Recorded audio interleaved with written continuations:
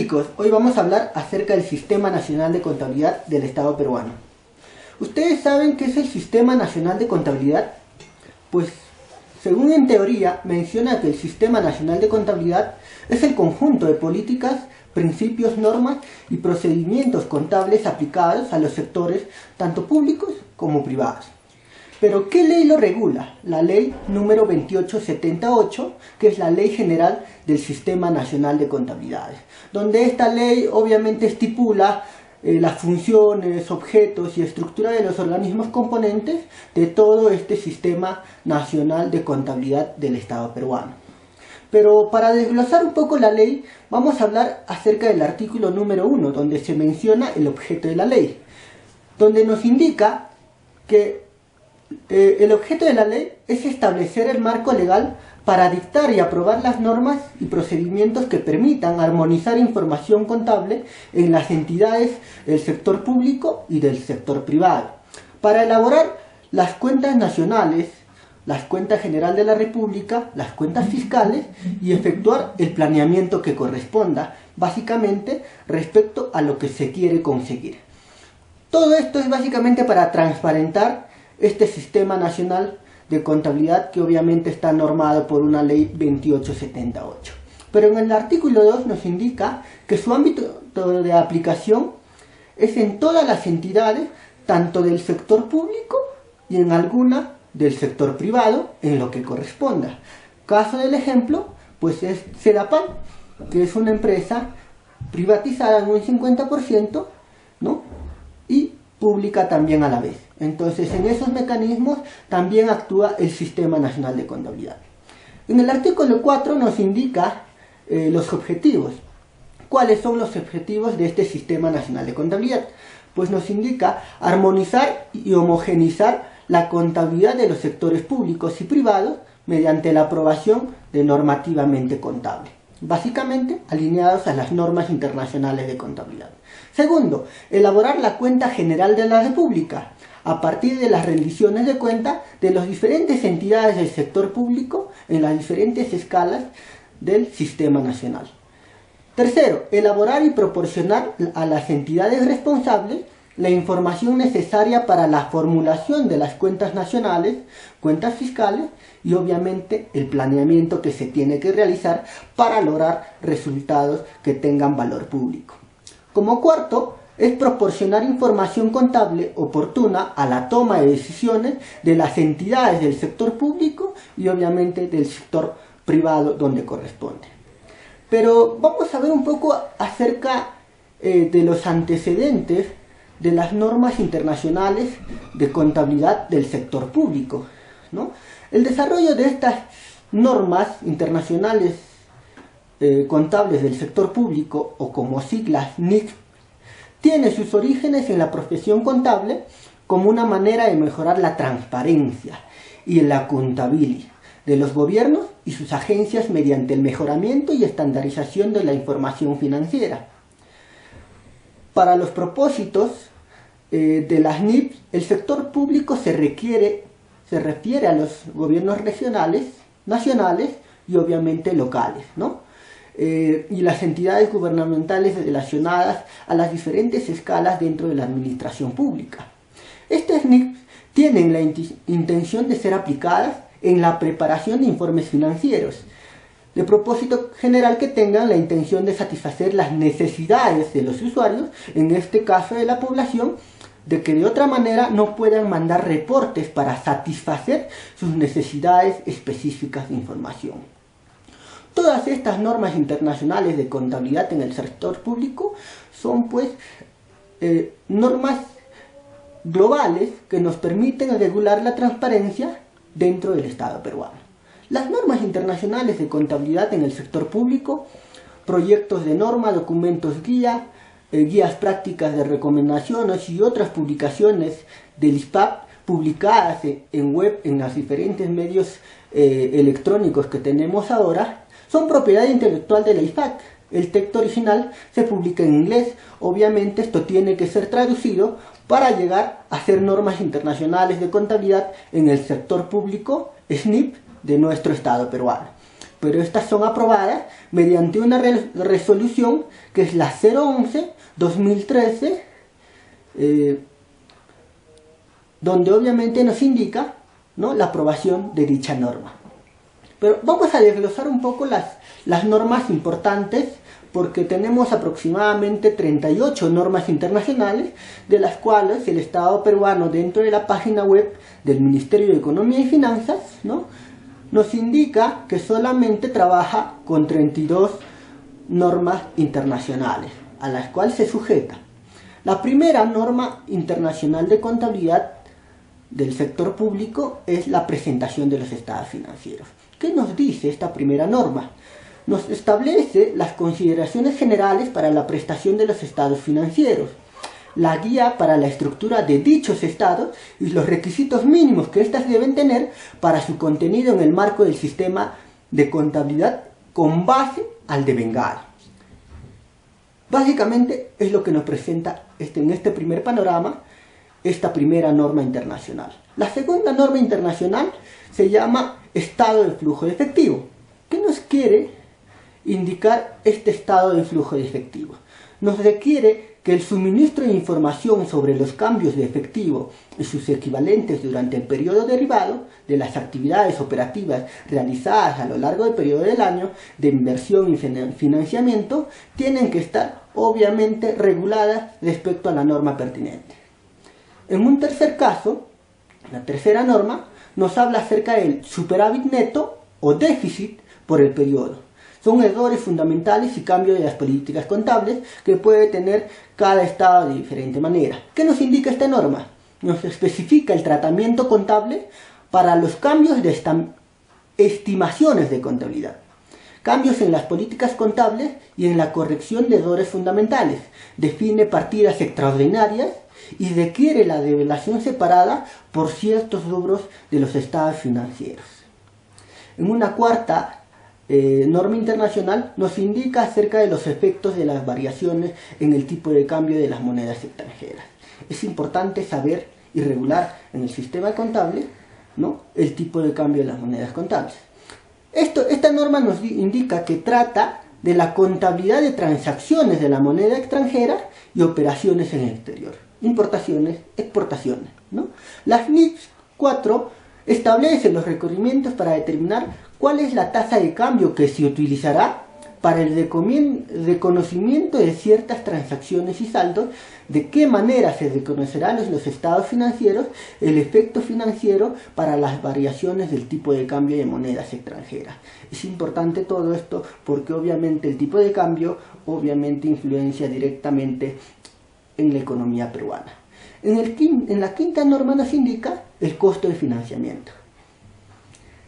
Prescribe en este costo de financiamiento el tratamiento contable de los costos de financiamiento y requiere ya sea la inmediata deducción de los costos de financiamiento o bien, como tratamiento alternativo permitido, la capitalización de los costos de financiamiento que son atribuibles directamente a la adquisición, construcción o producción de un activo idóneo, ¿no? Son costos de financiamiento. En una sexta norma internacional nos indica acerca de los estados financieros consolidados y registro de entidades controladas.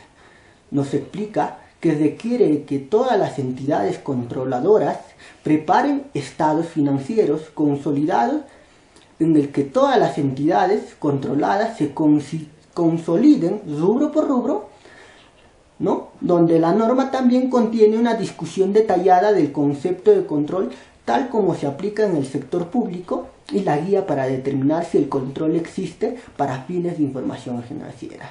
Como en todo proceso de administración, la parte de control es importante y obviamente en esta sexta norma internacional nos habla acerca del control. En una séptima norma internacional de contabilidad nos habla acerca del registro de las inversiones de las empresas asociadas. Requiere que todas las inversiones de las empresas asociadas sean mostradas en estados financieros consolidados empleando el método de participación, excepto cuando la inversión adquiere y mantiene exclusivamente con vistas a su enajenación en un futuro cercano. Caso se requiere un método de costos dependiendo de las variabilidades del Sistema Nacional de Contabilidad. En una octava norma nos habla acerca de información financiera de intereses de negocios conjuntos. Requiere adoptar la consolidación proporcional como tratamiento preferencial contable para los negocios conjuntos en los que participan entidades del sector público, ¿no?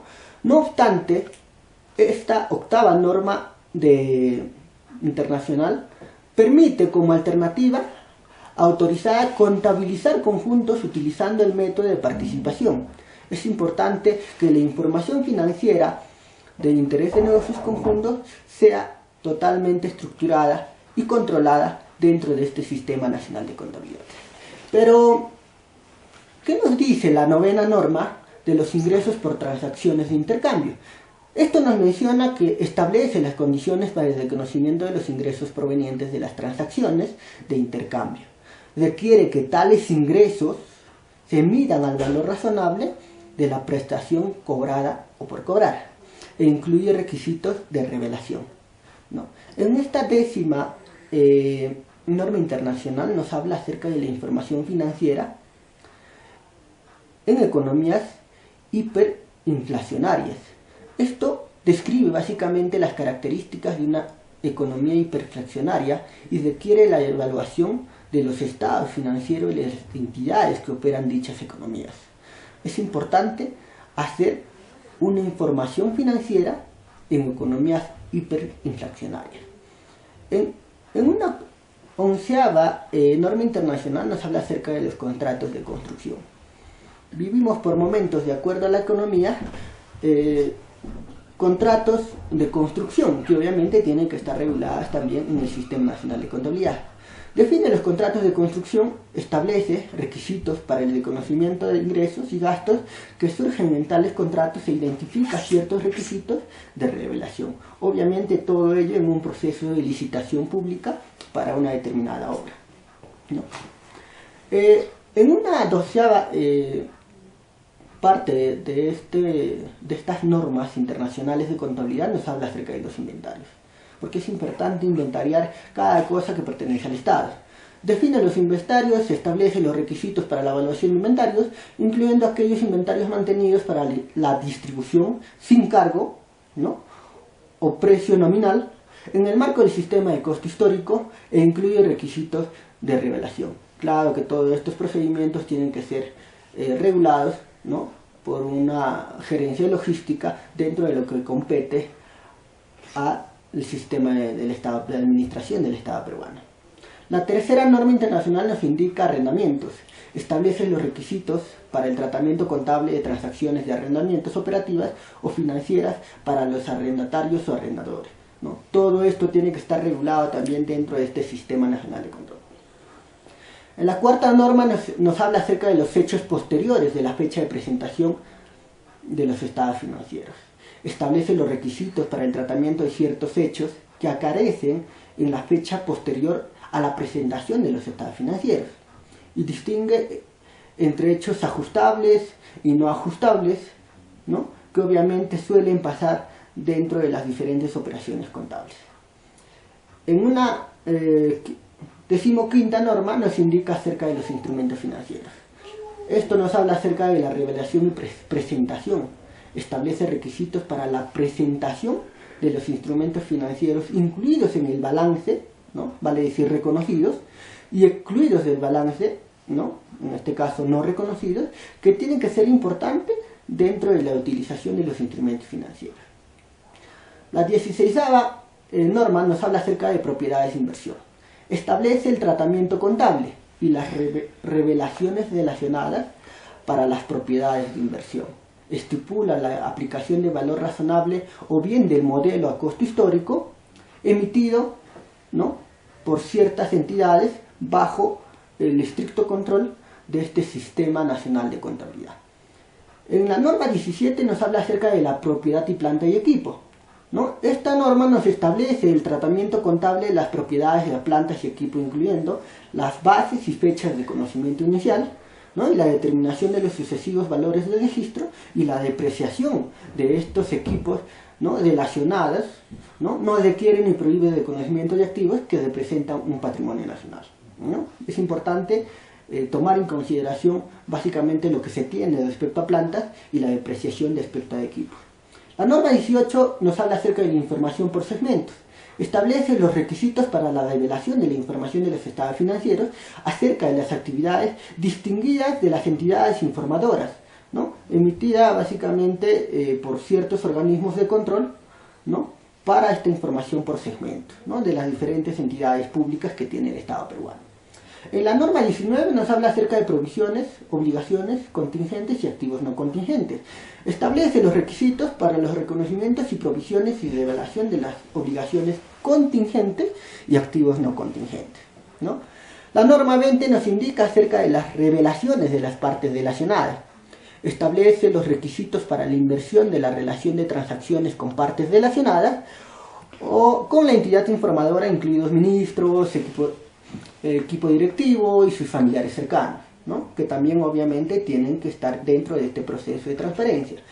En la norma número 21 nos habla acerca del deterioro de activos no generadores de efectivo, ¿no? Establece requisitos para determinar si un activo se encuentra deteriorado, ¿no?, y para el reconocimiento y revocación de las pérdidas por deterioro, ¿no?, así como las declaraciones que éstas deberán formularse con respecto a los activos deteriorados, ¿no?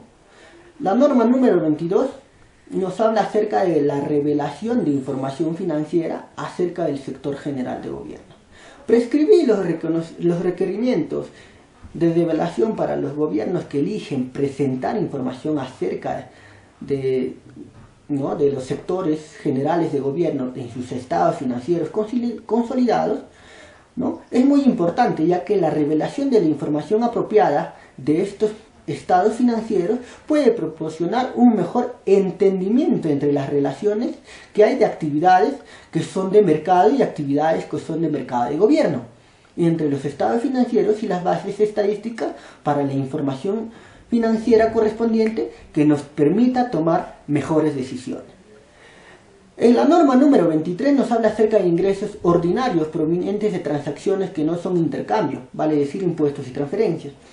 Prescribir requerimientos para la información financiera de los ingresos ordinarios surgen de transacciones que no son de intercambio, diferentes a las transacciones que son de intercambio, que da origen a una combinación de entidades, ¿no? La norma número 24 habla acerca de la presentación de información presupuestal contenida en los estados financieros. Asegurar que las entidades del sector público descargan sus obligaciones de contabilidad y mejorar la transparencia de sus estados financieros mediante la demostración de un cumplimiento de presupuesto aprobado, el cual son tenidos públicamente responsables, el cual los presupuestos y los estados financieros sean preparados con la misma base su desempeño financiero para el logro de los resultados presupuestados. Así.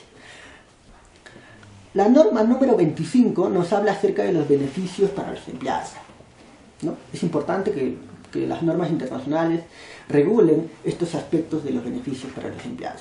Prescribir la contabilidad y revelación para los beneficios de los empleados, incluyendo beneficios a corto plazo, salarios,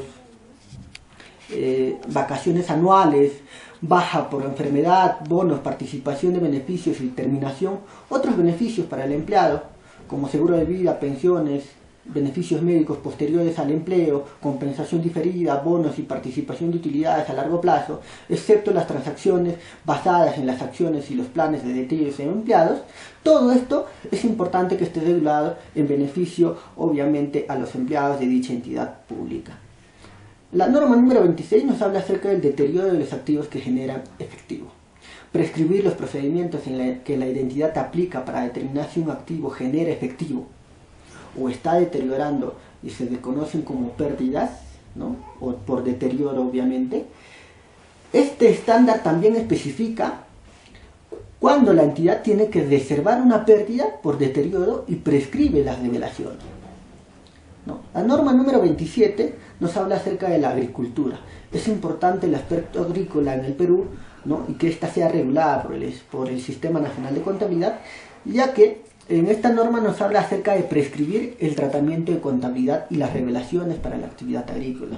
Obviamente esto tiene que estar regulado básicamente porque es uno de los motores actuales dentro de nuestra economía peruana. En la norma número 28 nos habla acerca de los instrumentos financieros, ¿no?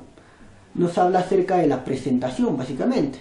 Prescribir principios para clasificar y presentar instrumentos financieros como pasivos y activos netos, patrimonios y para el cual la compensación de activos y pasivos financieros.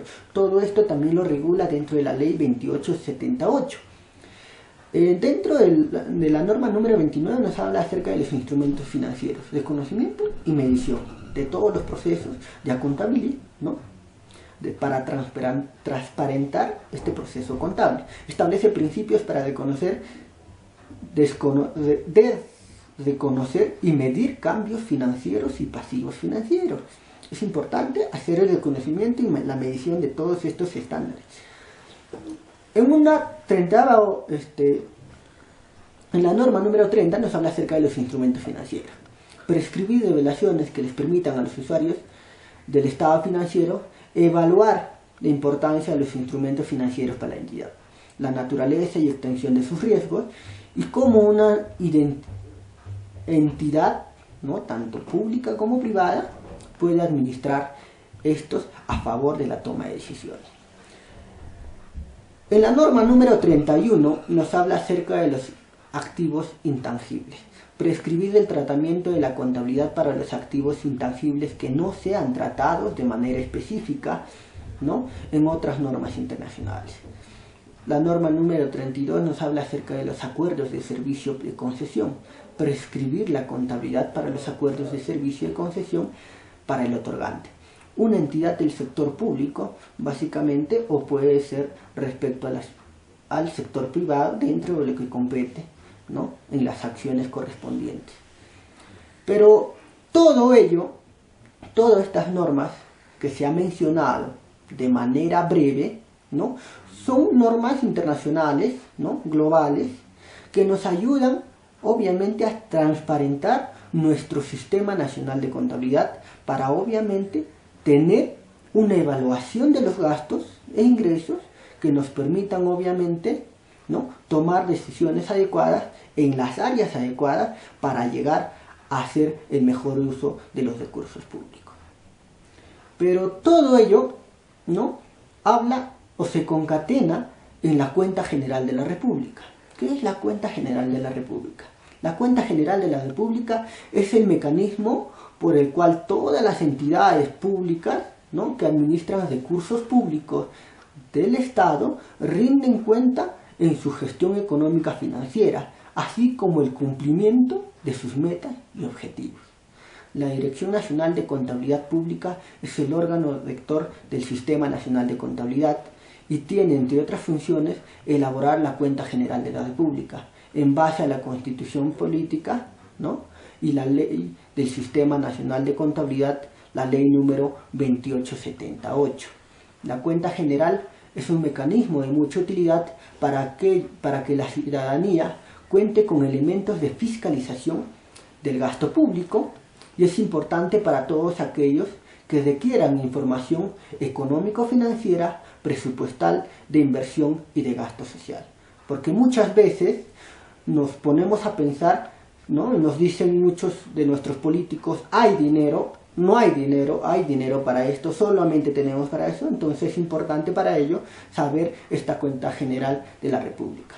Tanto la Ley de Presupuesto de la Cuenta General de la República son instrumentos importantes para un análisis de gestión pública en su conjunto, ¿no? Mientras que a un lado la Ley de Presupuesto concreta los principales objetivos que debe tener cada gobierno a alcanzar en un periodo de un año y destina los recursos que se requieren para ello, de otro lado, la Cuenta General de la República rinde la cuenta del cumplimiento de las metas y objetivos previstos por las entidades del gobierno central, gobierno regional, gobierno local, empresas públicas, organismos descentralizados, organismos autónomos, instituciones públicas y sociedades de beneficencia pública.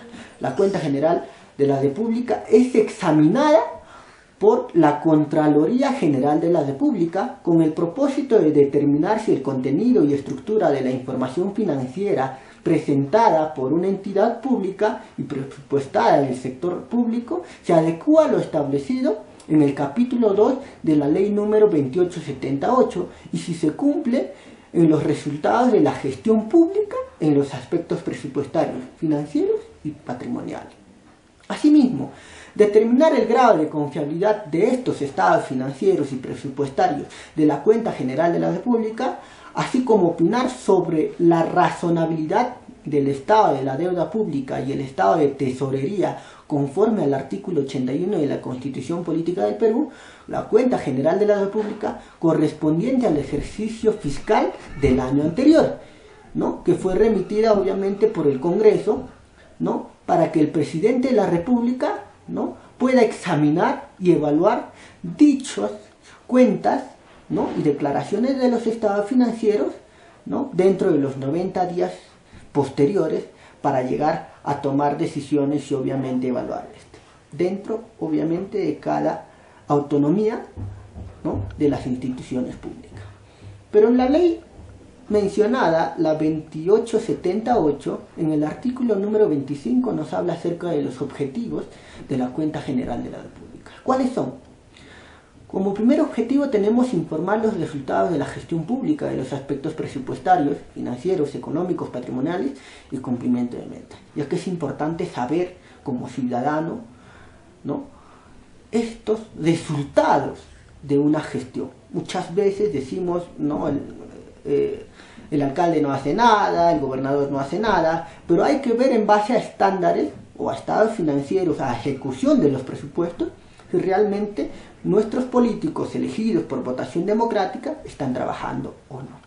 Como segundo objetivo es presentar el análisis cuantitativo de la actuación de las entidades del sector público, incluyendo los indicadores de gestión financiera, ¿no? Es importante tanto análisis cuantitativo como cualitativo. Obviamente que todo esto nos lleva a obtener un valor público y a generar un impacto para disminuir ciertos, ¿no? factores de metas que nos hemos propuesto reducir.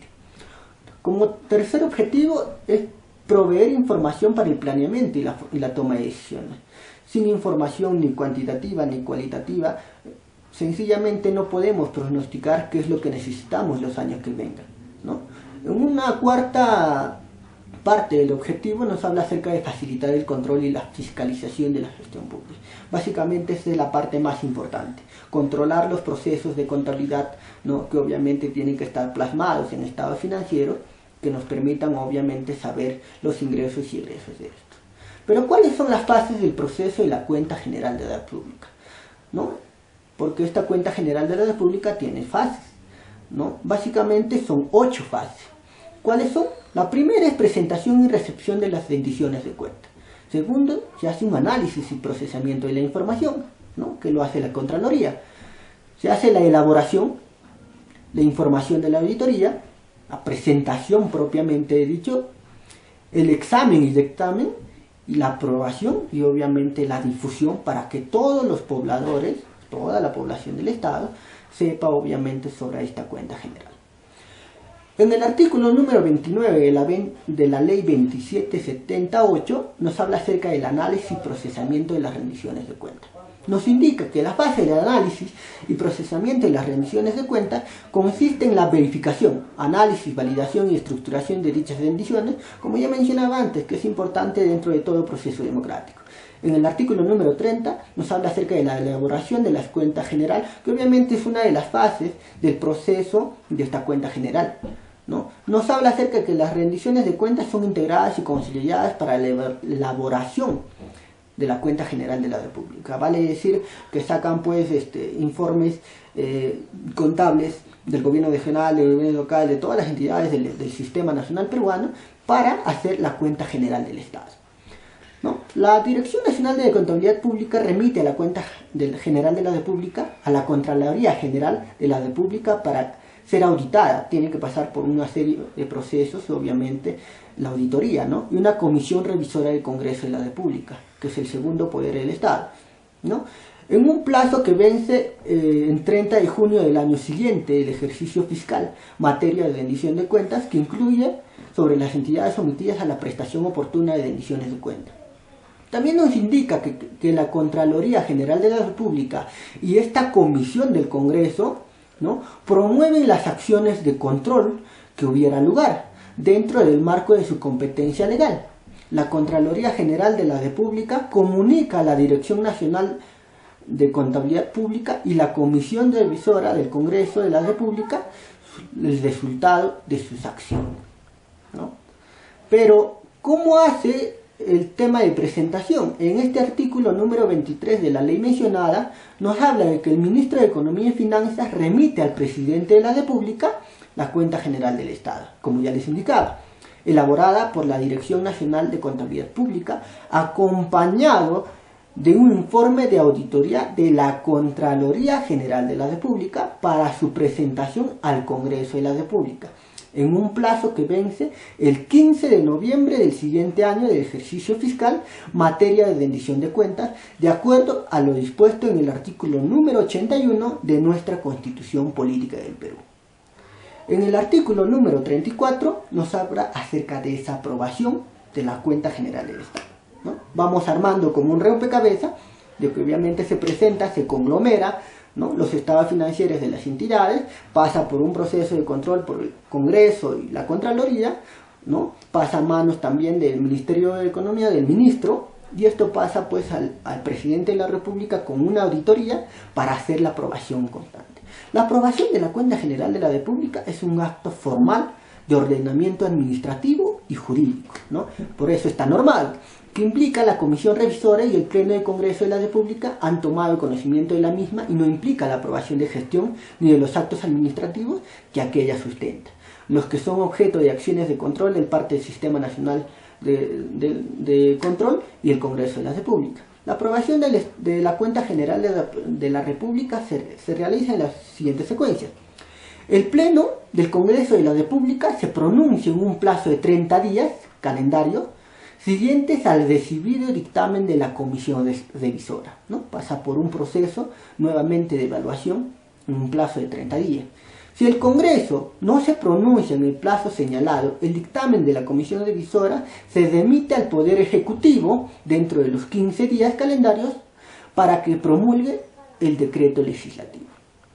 El plazo para la promulgación del Poder Ejecutivo es dentro de los 15 días calendarios siguientes a la remisión de dicho dictamen. Entonces, básicamente, tenemos a fines de noviembre ya una cuenta general del Estado. Pero en el artículo número 35 nos habla acerca de la difusión de la cuenta de la República. La Dirección Nacional de Contabilidad Pública, en conformidad a la Ley de Transparencia y Acceso a la Información Pública que hoy por hoy tenemos, ¿no?, como parte del Estado en la Ley 2786, ¿no?, publica que la sección del Sistema Nacional de Contabilidad de la página web del Ministerio de Economía y Finanzas, la relación de los omisos, los estados financieros, presupuestarios e información complementaria de las entidades del sector público indicadas en el artículo número 24 de dicha ley para facilitar el debido ejercicio de la participación y control del ciudadano. Es importante que tú cada fin de noviembre puedas, ¿no?, revisar la página de la web del Ministerio de Economía y Finanzas y puedas revisar la cuenta general del Estado para hacer los análisis correspondientes. Todo ello se concatena básicamente en un sistema de integración contable de la nación, por sus siglas SICOM. ¿Qué es, no? ¿Cuál es la definición de este sistema de integración contable? El SICOM pliego, ¿no?, como tiene otro nombre, es una herramienta de apoyo informático desarrollada por la Dirección General de Contabilidad Pública en base a la Ley General del Sistema Nacional de Contabilidad, directivas y disposiciones vigentes para su distribución gratuita dentro del Estado, dentro de las instituciones públicas, y la aplicación por entidades del sector público, tales como sociedades de beneficencias públicas, institutos viales provinciales, centros poblados, entre otras, y entidades a nivel nacional no comprendidas dentro de los aplicativos del módulo SIA. ¿Me dejo entender? El SICOM es una parte alternativa del SIA, del Sistema Informático de Administración Financiera, ¿no? Pero ¿cuál es el objetivo del SICOM, ¿no?, del Sistema de Integración Contable? Es la presentación de la información contable trimestral y el cierre contable del ejercicio de las sociedades de beneficencia pública, institutos viales provinciales, centros poblados, entre otras entidades a nivel nacional no comprendidas en los aplicativos del módulo SIAF, como ya mencionaba, y la recepción de información concerniente, confiable y oportuna. ¿Por qué es importante este sistema SICOM? Porque obviamente la información, por más alejada que esté en nuestros espacios de población, donde hay administración pública y que compete al Estado peruano, tienen que estar obviamente reguladas para transparentar todo este proceso del Sistema Nacional de Contabilidad.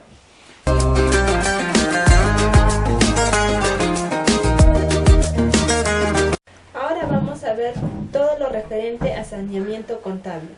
En la base legal, está registrado en el número 29608, ley que aprueba la cuenta general de la República correspondiente al ejercicio fiscal 2009.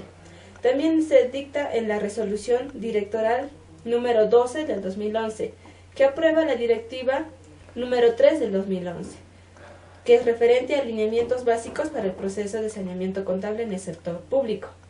También nos menciona la resolución directoral número 11 del 2011, que aprueba el manual de procedimientos para las acciones de saneamiento contable de las entidades gubernamentales. También nos menciona sobre la resolución directoral número 14 del 2011, que aprueba el manual de procedimientos para las acciones de saneamiento contable de las empresas y entidades de tratamiento empresarial del Estado.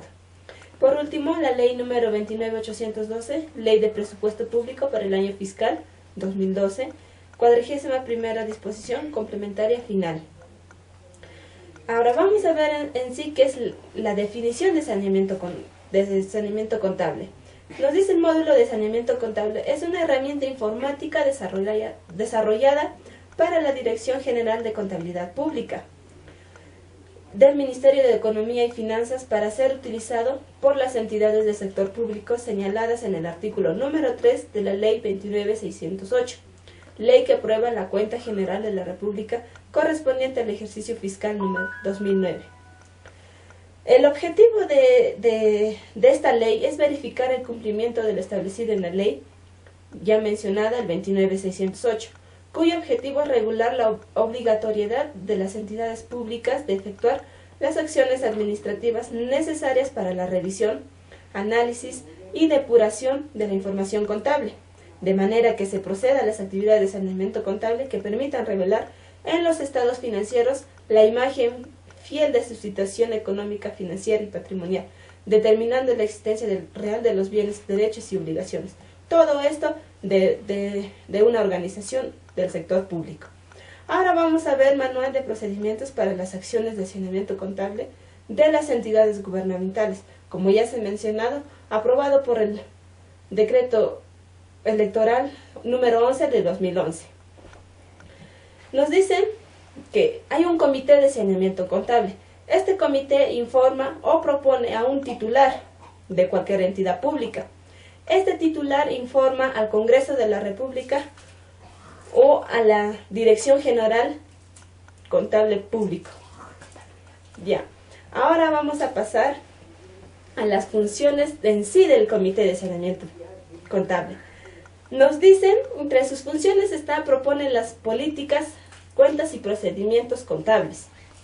Requerir información de las áreas usuarias con la documentación pertinente. También nos dice disponer en actas las acciones de saneamiento contable.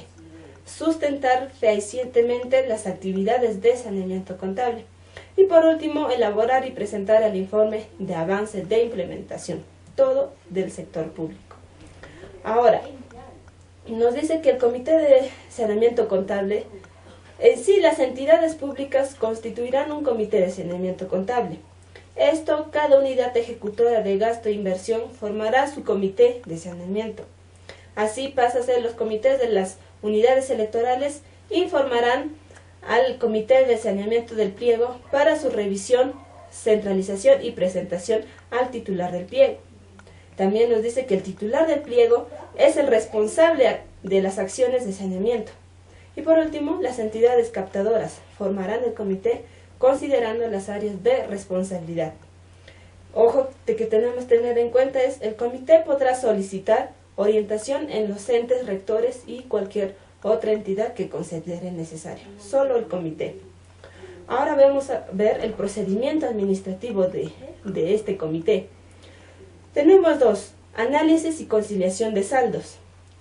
Aquí tenemos con las áreas respectivas para verificar conformidad y determinar las operaciones pendientes, una de las funciones. La otra es de registro y detectar las diferencias y el origen de las mismas. En la otra parte tenemos las cuentas contables objeto de saneamiento.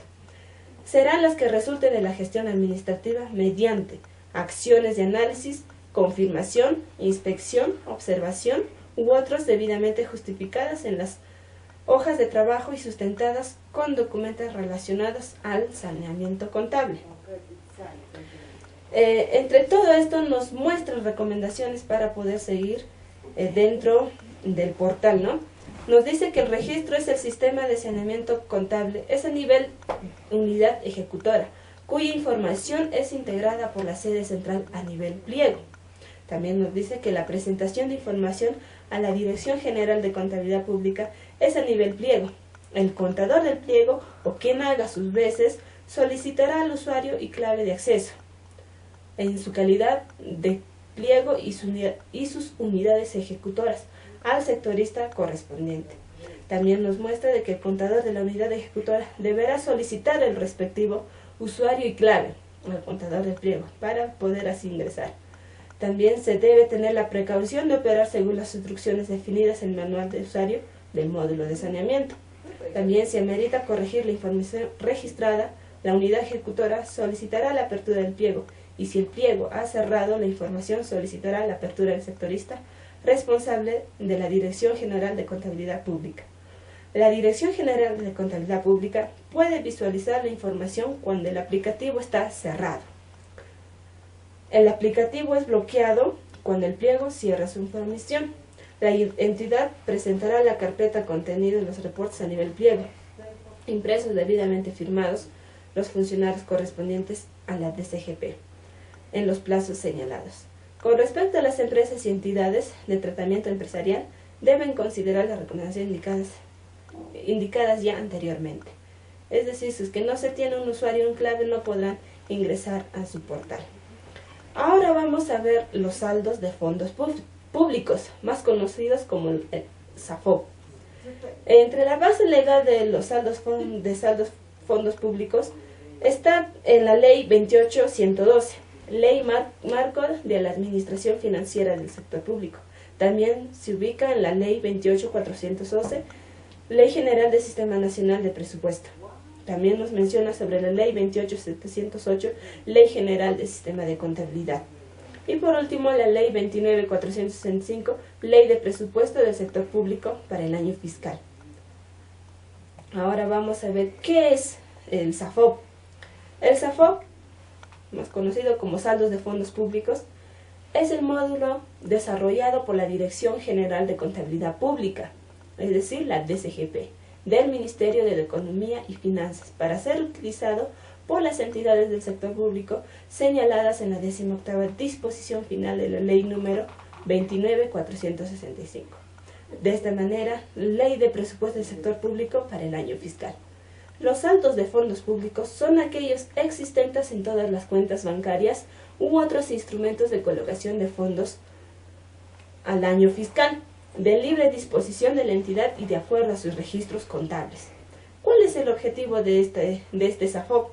Nos dice que el objetivo es establecer los lineamientos de registros y presentación de los SAFOP existentes al último día de diciembre de cada año, de cada ejercicio fiscal, de las instituciones del sistema financiero y no financiero, de las entidades del sector público, indicando la fuente de financiamiento y la entidad depositaria correspondiente.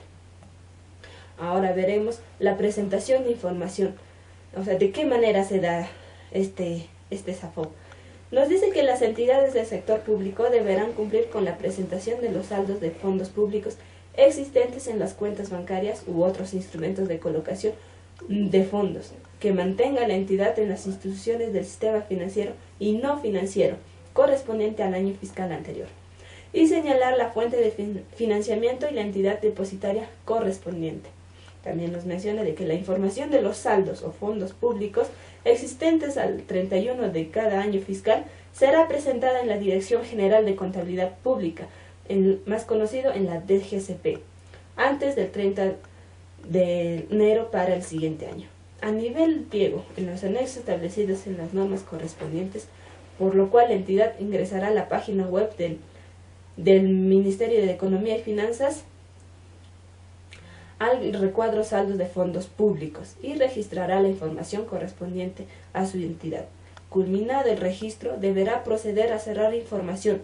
Asimismo, los anexos serán firmados y remitidos en carpeta de la DGCP en la fecha establecida.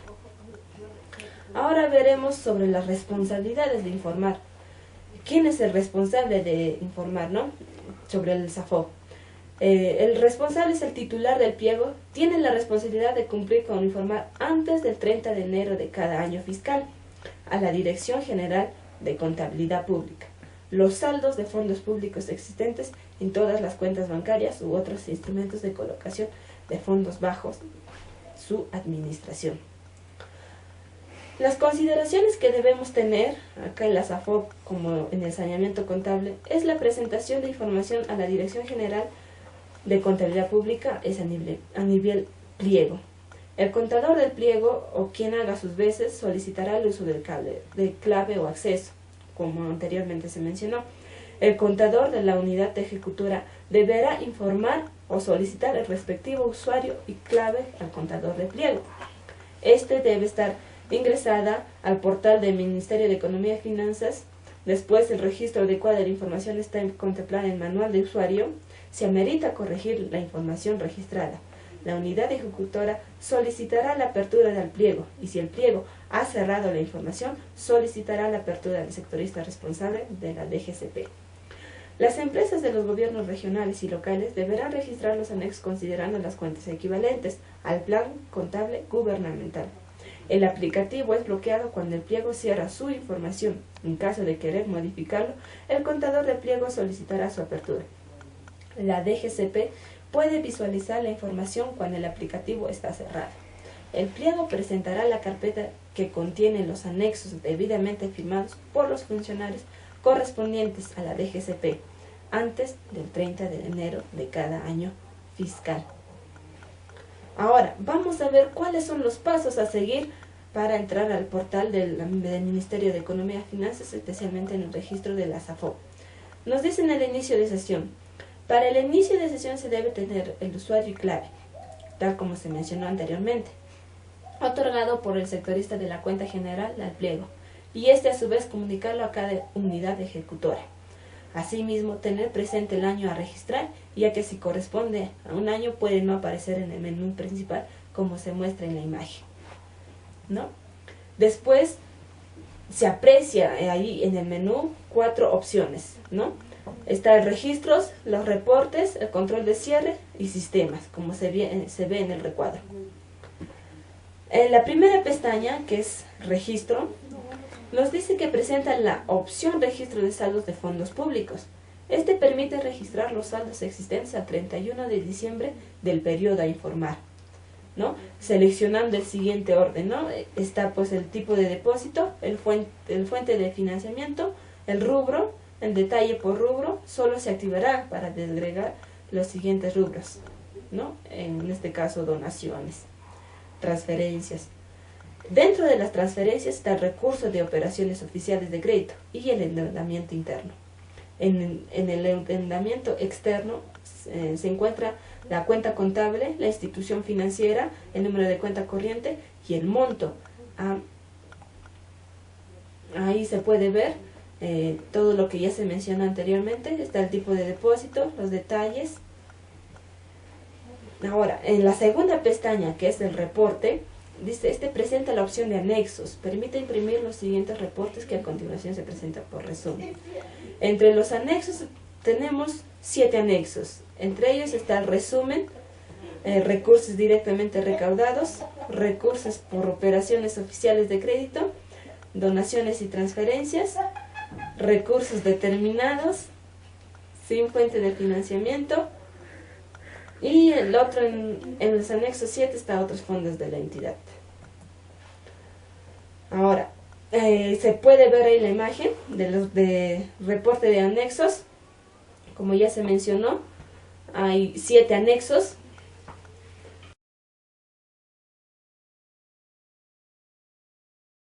A esto, efectos de considerar en el marco y ejecución del presupuesto total a nivel del sector público, y visto los conceptos de las categorías programáticas y presupuestales, se considera el presupuesto de estas identidades en las asignaciones presupuestales que no resultan en productos, dando que no se identifica cuál es el criterio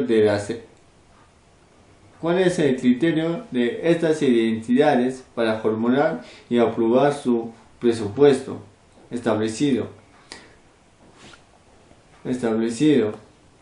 Y el siguiente es mayormente más allá de las clasificaciones del presupuesto. Los resultados se dan en 3 categorías, que es programas presupuestales. Se define como la unidad básica de programación de las acciones de las entidades públicas, las que integradas y articuladas se orientan a promover productos, ya sean bienes y servicios, en función del logro de un resultado específico y a favor de la población, y así contribuir al logro del resultado final y asociado a un objetivo de política pública. Y el segundo, que vendría a ser acciones centrales. Mayormente acá va a ser o son asignaciones a las que no se les puede asignar un resultado específico de una manera directa. Estas son actividades orientadas a la gestión de los recursos humanos, materiales y financieros de las entidades, contribuyendo de manera transversal el logro de los resultados de los programas presupuestales, así como de otras actividades de la identidad.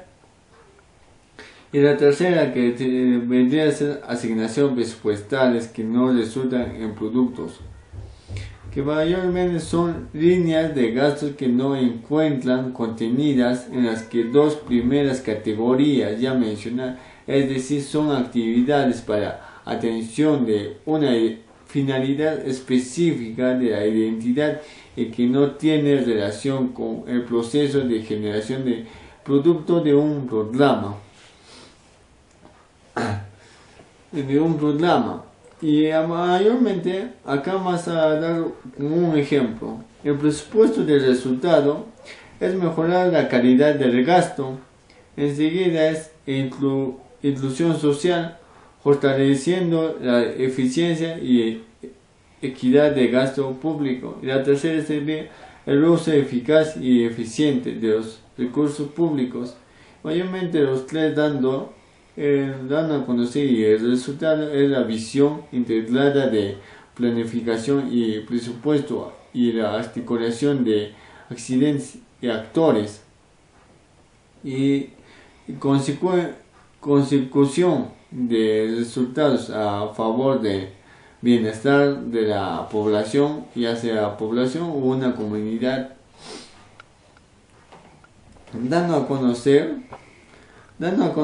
Y el siguiente tema que vamos a concentrarnos es el presupuesto de inversión pública y el presupuesto de gasto social. Mayormente acá vamos a dar lo que es o se basa legalmente en el ley número 2878 ya mencionada, que es la Ley General del Sistema Nacional de Contabilidad.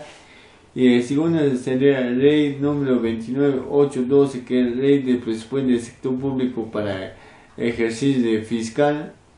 Y la ley ya otorgada de este año, Ley Nacional de Inversión Pública.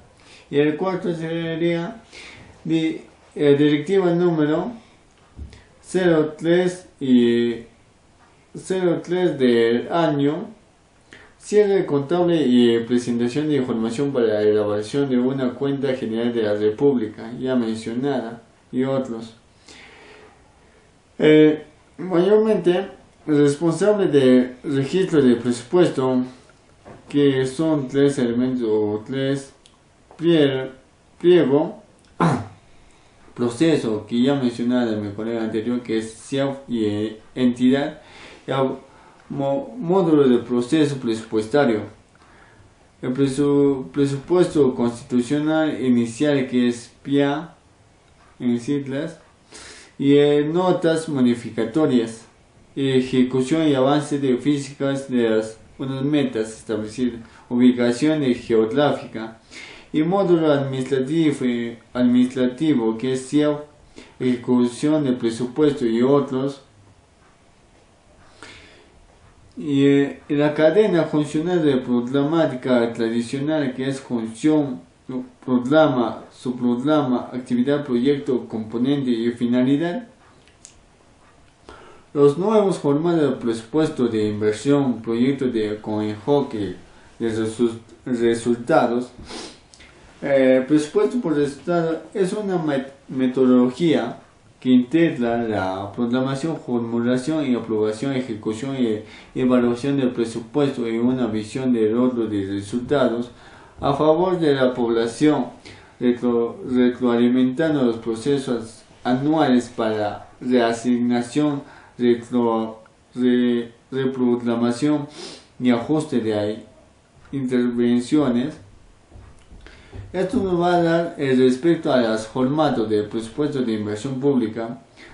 Muestra el presupuesto programado y ejecutado en el clasificador, que es 2.6, que es adquisición de activos no financieros, modificados estos presupuestalmente como proyecto en la categoría del gasto de capital.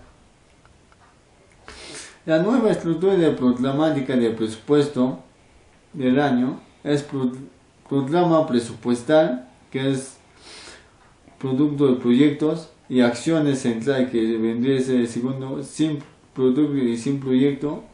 La tercera, que es asignaciones presupuestarias no ligadas a productos. Y las categorías presupuestales mayormente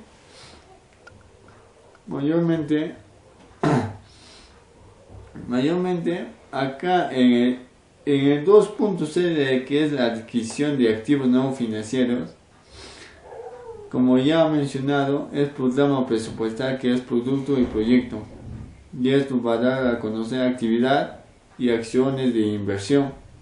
Y acciones centrales, que es sin producto y proyecto, mayormente es igual, actividades y acciones de inversión y obras, mejor dicho, perdón. Mayormente acá vamos a verificar la equivalencia del presupuesto institucional y el presupuesto de inversión con relación a los formatos que contienen presupuesto de inversión. De la verificación corresponde al clasificador de 2.6, que es la adquisición de activos no financieros que no presentados en el formato 1 y sus respectivos anexos, como que es el 1A y el anexo, que es 1B.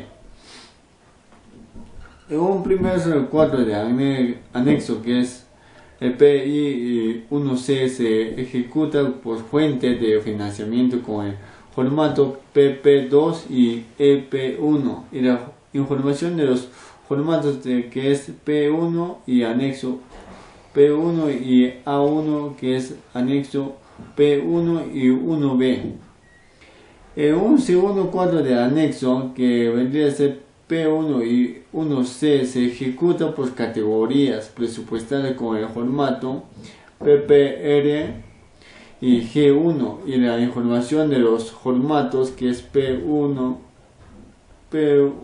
y anexo P1 y A, y anexo, que es P1B. Y dando a conocer el final tema, que es la conciliación de transferencias financieras.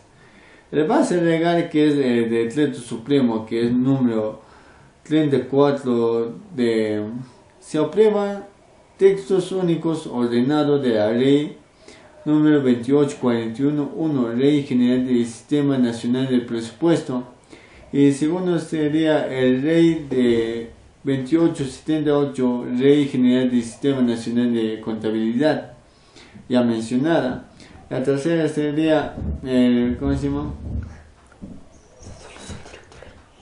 Resolución directoral número 017 de este año, que aprueba la directiva del número 03 al siguiente año, cierre contable y presentación de información para la elaboración de la cuenta general de la República. Y la cuarta enseguida es esta ley o de número de que es 016, es modificatoria de la directiva número 02 del año anterior, preparación y presentación de información financiera, presupuestaria, complementaria y presupuesto de inversión para la elaboración de la cuenta general de la República por las empresas y entidades de tratamiento y empresarial del Estado. La definición más clara más a dar que es la conciliación de transferencia financiera son traspasos de todas públicos entre pliegos presupuestarios y contraprestaciones para la ejecución de actividades y proyectos de los presupuestos institucionales respectivos de los pliegos y del destino de donde se está estableciendo. Y esto nos da un alcance. Se encuentran comprendidas las identidades de gobierno nacional, gobierno regional y local y empresas públicas. Y el objetivo más específico es establecer los lineamientos del registro y presentación de las transferencias financieras recibidas y otorgadas correspondientes al ejercicio de materia de rendición de cuenta ejecutada entre entidades del sector público. Y es mayormente el registro de las transferencias financieras recibidas y entregadas es el nivel de unidad ejecutora, cuya información se consolida por la sede central a nivel pliego. Las transferencias financieras deben corresponder al ejercicio. El registro de las transferencias financieras recibidas se ejecutará utilizando el formato ya mencionada, transferencias financieras recibidas de TFR, que es considerado lo siguiente: fuente de financiamiento, rubro, y que es clasificador, que mayormente el registro de transferencia financiamiento transferida se ejecutará a través de formatos, que vendría a ser: el uno es transferencias financieras otorgadas, que es TFO ya mencionada, y segundo es clasificación funcional de las transferencias financieras otorgadas, y la tercera es distribución geográfica de las transferencias financieras otorgadas. Y finalmente es que mayormente cualquier información lo puedes buscar en una página de internet.